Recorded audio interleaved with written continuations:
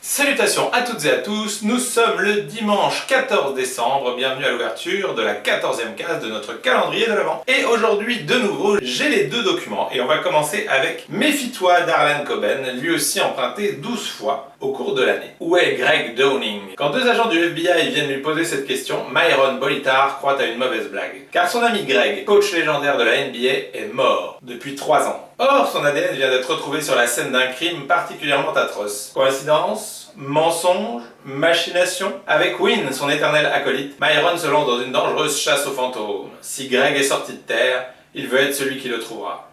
Mais réveiller les morts a un prix, et Myron pourrait bien le payer très cher.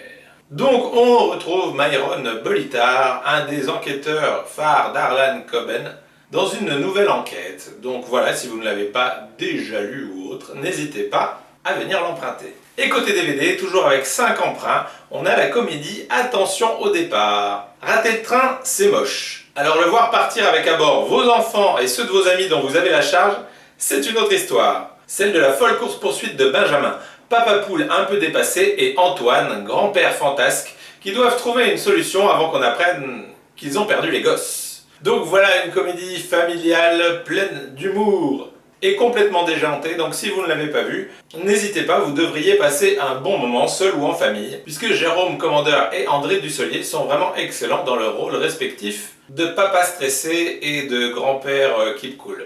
Du coup, aujourd'hui, on est un peu dans le même cas de figure qu'hier, avec de la comédie familiale d'un côté et du roman policier de l'enquête de l'autre.